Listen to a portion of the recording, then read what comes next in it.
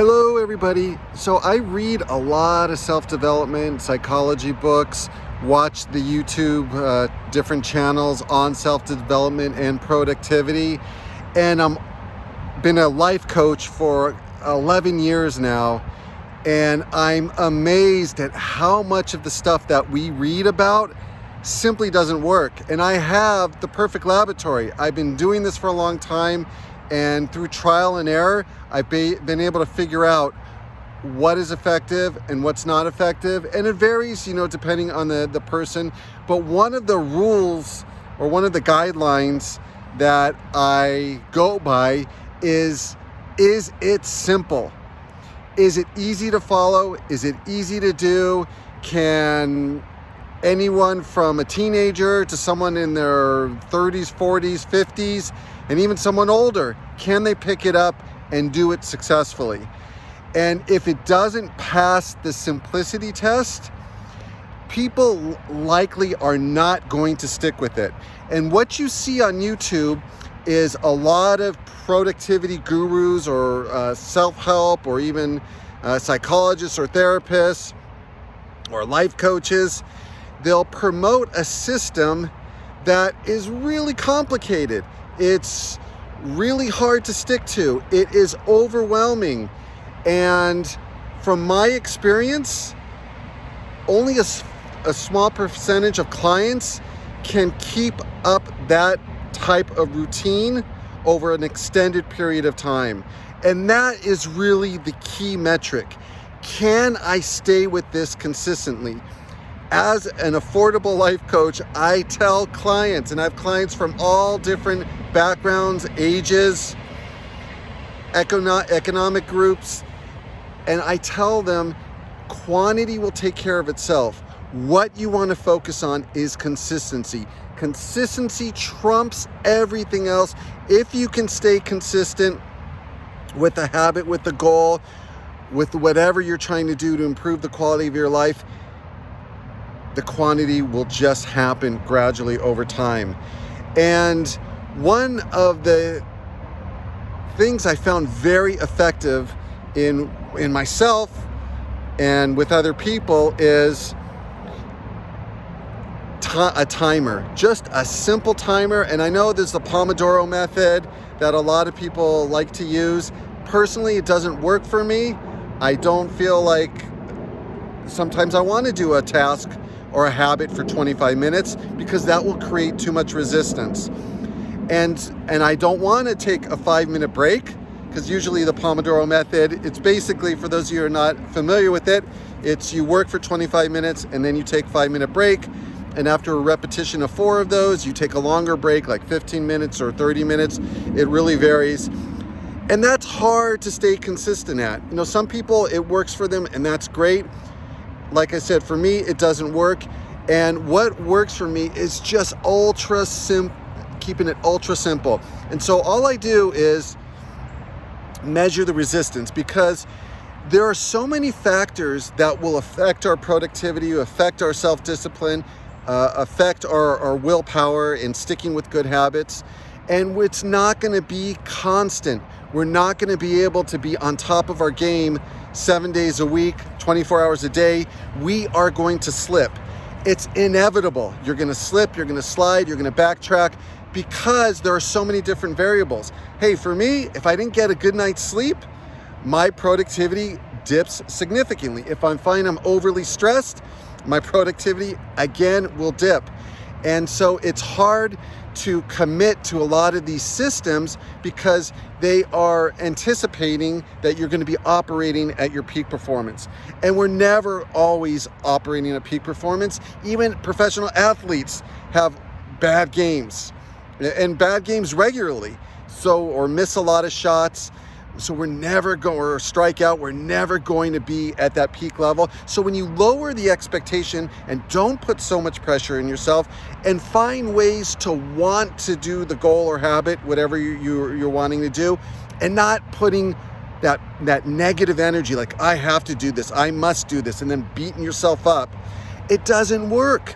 It just makes us feel badly about ourselves and we create a negative association to whatever habit or goal that we're trying to accomplish.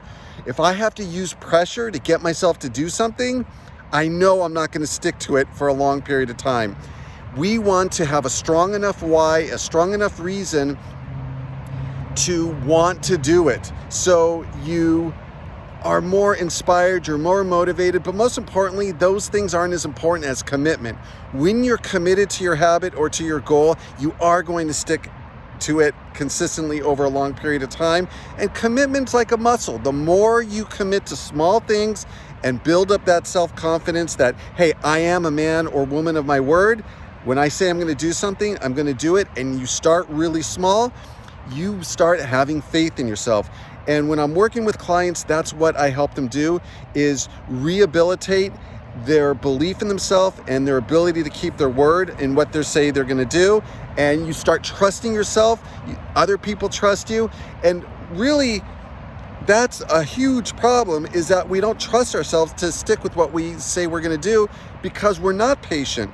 We want immediate results. We want that instant gratification. So we have the New Year's resolution syndrome, where we set these unrealistic goals and then run out of steam mid-January. And by February, we're back to our old ways. And really, it starts simple and it starts small. Just keep it really simple and really small. And you're not always going to feel like you want to do something. And the best way to break through that is just starting. So here's my simple method. I have an Apple Watch. I set the timer as one of my complications so I can always see it on my watch face. And if I have a lot of resistance about something, I just set 5 minutes. And if I complete the 5 minutes, I completely give myself permission to stop. And sometimes I will stop. But oftentimes, once I get started, the resistance melts away, or at least it significantly reduces. And that's what you want to do, is you want to get in the practice of just starting. The more you think about something, the more you put things off, the harder it becomes, the more anxious you are, the more stress it creates. And that's what I tell my clients, and I help them work through this. Procrastination is very stressful, especially when it's things that are really important. And usually we're procrastinating things that are important. It creates anxiety. It's called anticipation anxiety. You're anticipating the anxiety of the activity, task, or habit or goal that you're putting off. And so now you eventually have to do it, so you're paying twice for it. You're paying all that anticipation and all that interest in anticipation anxiety, and you're still having to do whatever it is you have to do. And so then that will create some additional anxiety. So if you just chip away at things and not put pressure, I have to finish this overnight, or I have to do this huge goal in a very few steps or in 1 week, you'll be amazed. It's like chopping down a huge redwood tree. Every day you just take or every other day or 3 times a week, you're just taking a chop at it, and it becomes easier and easier. And the mantra is just start. And setting a timer does something in our brain where we go, the monkey mind that normally resists doing things will say, hey, 5 minutes, I can do that. I'm okay with 5 minutes. That's something manageable, and I don't feel a lot of resistance to it. And oftentimes my five minutes will turn into 15 minutes, 20 minutes, 30 minutes. But the important thing is you want to leave hungry. So I never try to push it too long where I'm like feeling pressure or feeling resistance or feeling like I want to stop, but not abiding by that. So if you feel like you want to stop and you've done your 5 minutes, stop and give yourself, it's a success, it's a victory if you do stop after the 5 minutes. Now, for something that you have medium level resistance to, set a 10-minute timer and then just get started on that. In 10 minutes, you can make a little bit, enough progress to chip away at a goal. For me, the sweet spot is 15 minutes.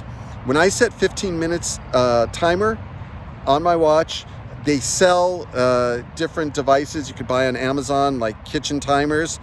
There's something called the Cube Timer 2 or Cube Timer Plus, and that has like predetermined. It's really easy. You just flip a cube over, but you can use your phone if you're not going to be tempted to be distracted by it.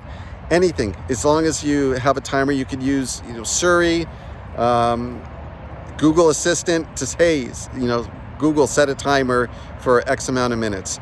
And then, I was going to say is the sweet spot is 15 minutes because I can really make significant progress. And when I know I only have 15 minutes and I'm going to stop after 15 minutes, I work with a sense of urgency and I'm so much more productive.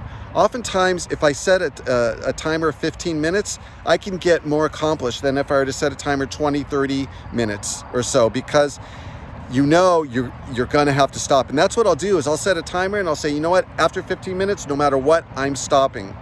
Other times I'll work beyond the 15 minutes, but you feel it out and feel what works for you. But oh my goodness, it feels so good. And it like energizes you because something about that timer creates like that take action, and as I discussed in my previous videos, it takes that initiative, it takes that take action mindset or attitude. And if you can really work on energy levels, because energy levels and procrastination are very connected.